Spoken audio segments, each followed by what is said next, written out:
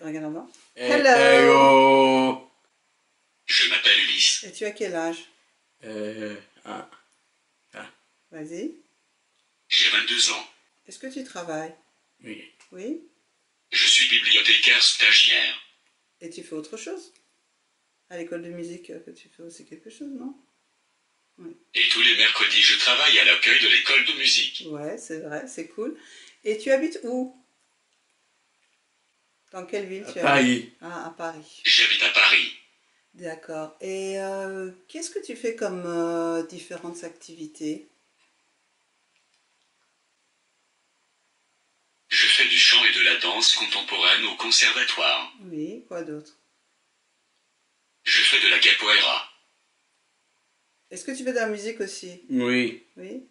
J'apprends à jouer de la batterie. Ok. Quand les gens ne comprennent pas ce que tu dis, comment tu peux faire?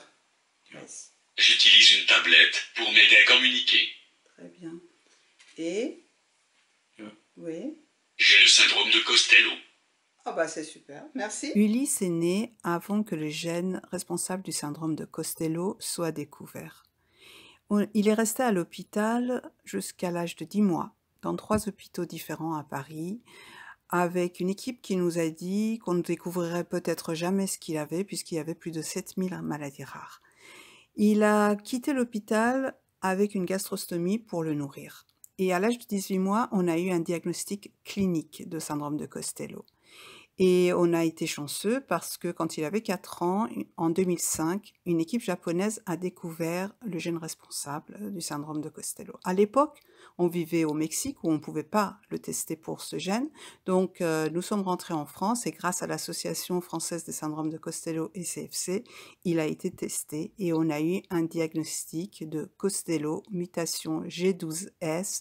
Quand Ulysse était bébé, je devais le nourrir avec la gastrostomie. Et vraiment, je détestais ça parce que je ne pouvais pas lui donner de vraie nourriture. Et puis, il pleurait beaucoup pendant qu'on le nourrissait.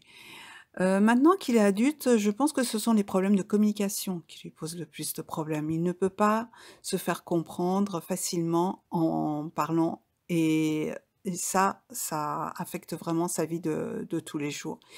Et c'est aussi un problème pour moi et j'essaye vraiment de l'aider et ces 20 dernières années, on a essayé d'introduire les signes, Makaton et aussi maintenant une, tablette de communication, et qu'il apprenne à l'utiliser pour l'aider tous les jours à se faire comprendre dans sa communication.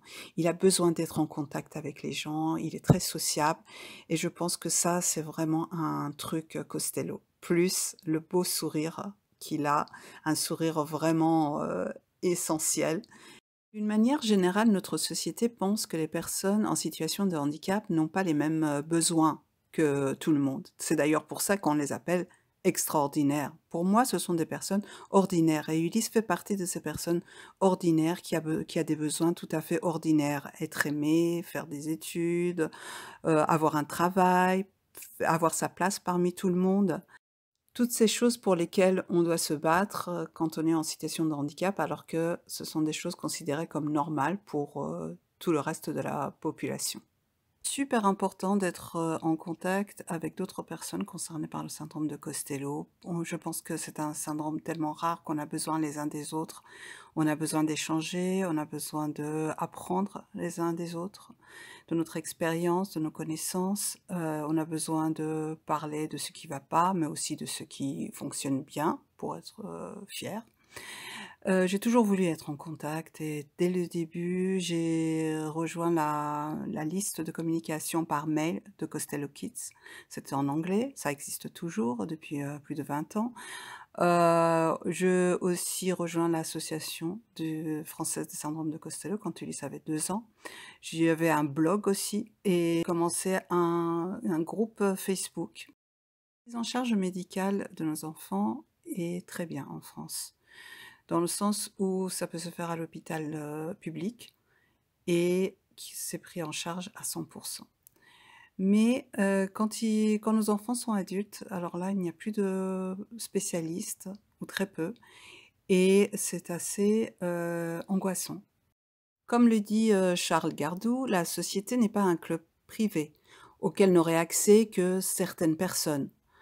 Mon garçon n'a besoin de l'approbation de personne pour faire partie de la société. Et je pense que l'accessibilité devrait être partout et ses droits devraient être respectés. Ce que je souhaite, c'est que la recherche soit capable d'avancer très très loin et d'en finir avec le cancer qui nous fait peur parce que nos enfants sont prédisposés au cancer. On a aussi besoin que les problèmes cardiaques soient résolus. Aussi trouver les bons médicaments et les bonnes thérapies pour aider nos enfants avec les problèmes d'épilepsie, avec les problèmes de comportement, avec l'anxiété, avec les problèmes d'apprentissage, avec le langage aussi. J'espère que nous aurons une société complètement inclusive.